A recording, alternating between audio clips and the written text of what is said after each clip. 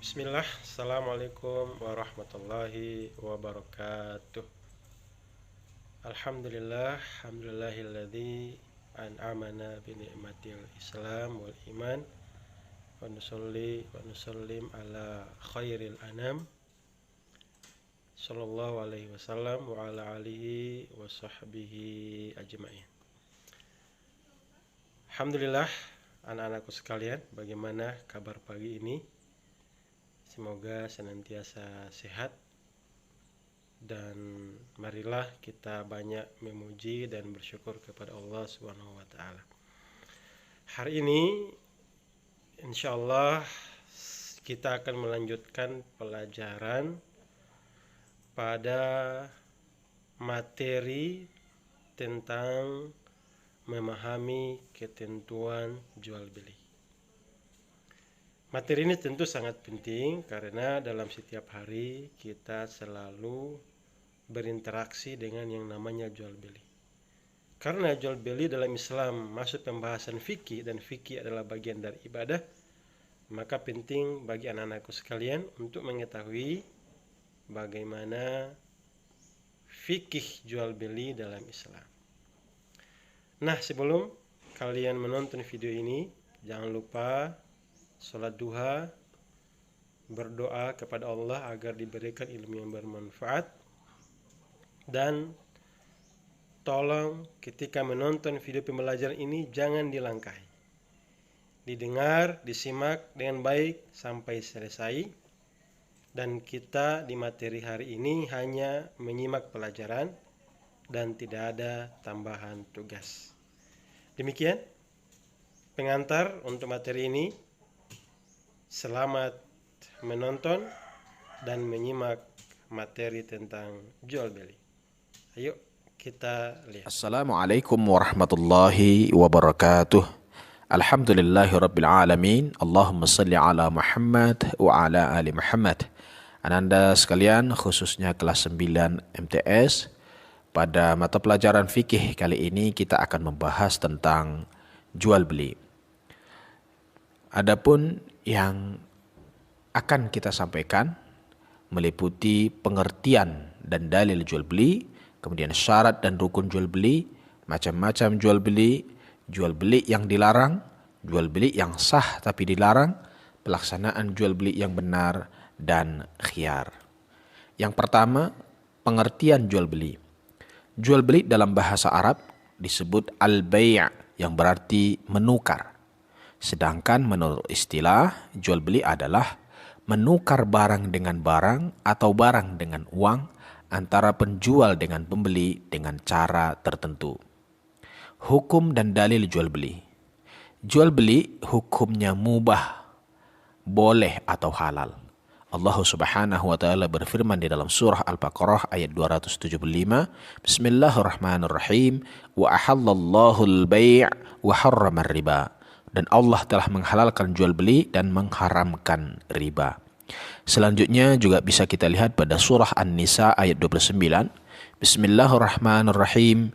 Ya ayyuhalladzina amanu la ta'kulu amwalakum bainakum bil batil illa an takuna tijaratan an taradim minkum. Hai orang-orang yang beriman, janganlah kamu saling memakan harta sesamamu dengan jalan yang batil, kecuali dengan jalan perniagaan yang berlaku dengan suka sama suka di antara kamu. Kemudian syarat dan rukun jual beli. Syarat dan rukun jual beli ada 5, yakni penjual, pembeli, barang yang diperjualbelikan, nilai tukar, dan akad atau ijab kabul. Adapun macam-macam jual beli terbagi 5. Yang pertama jual beli sahih, yang kedua jual beli batil, yang ketiga jual beli gharar, yang keempat jual beli khiyar, dan yang kelima jual beli salam.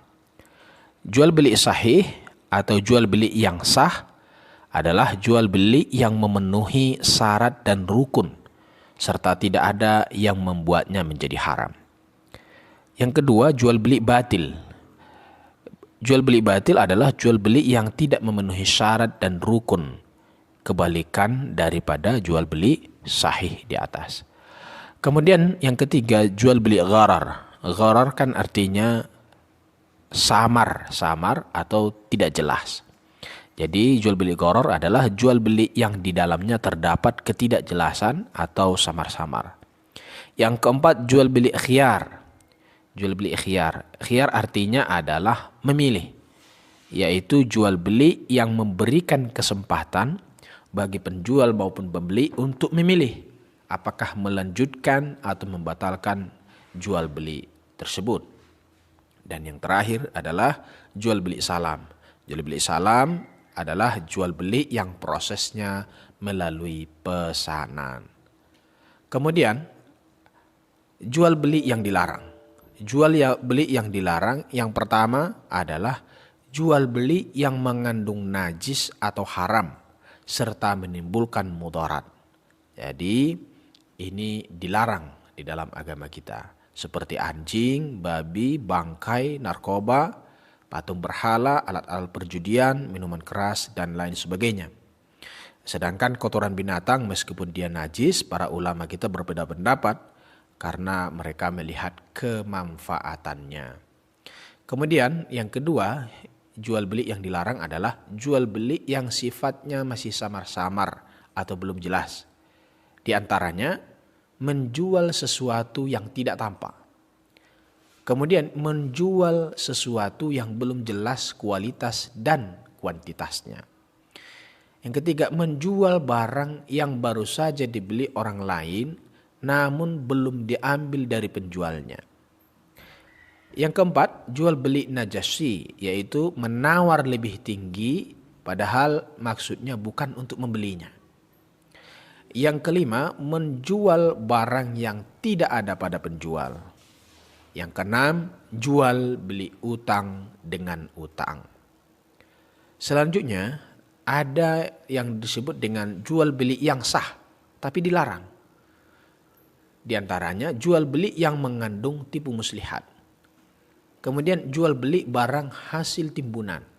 Kemudian jual beli monopoli barang. Kemudian jual beli yang masih dalam tawaran orang lain.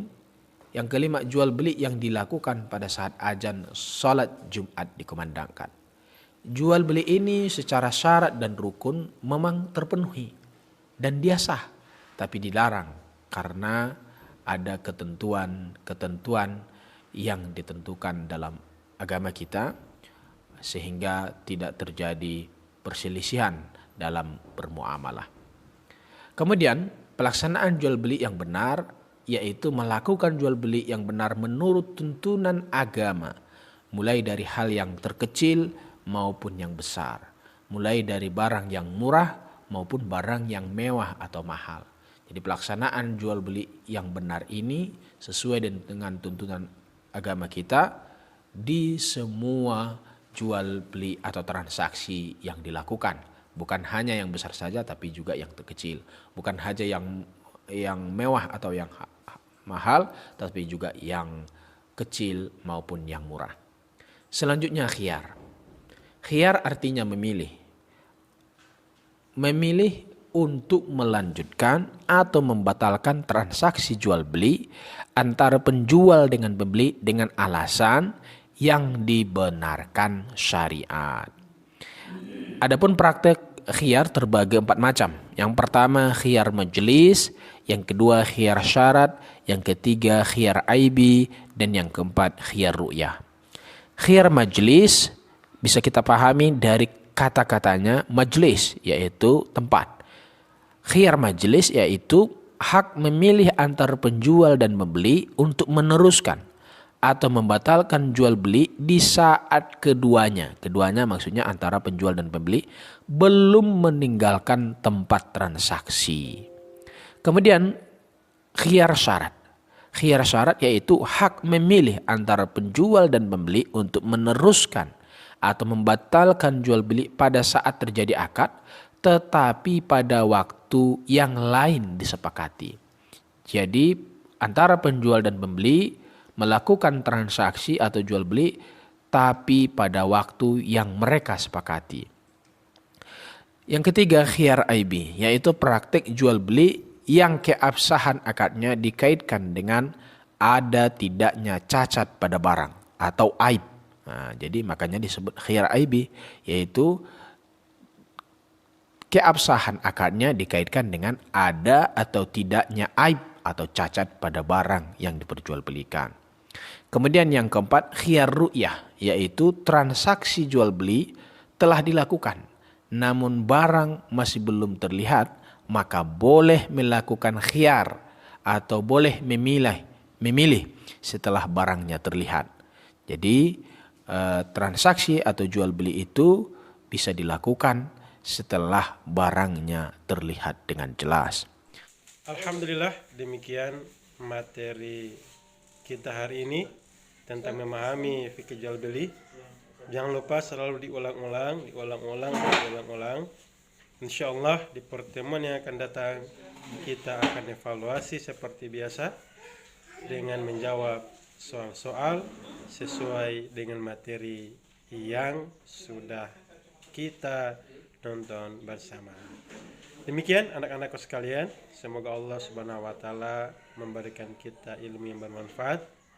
Kita tutup dengan doa kafaratul majelis. Subhanakallahumma bihamdik, asyhadu an la ilaha illa anta astaghfiruka wa atubu ilaik. Wassalamualaikum warahmatullahi wabarakatuh.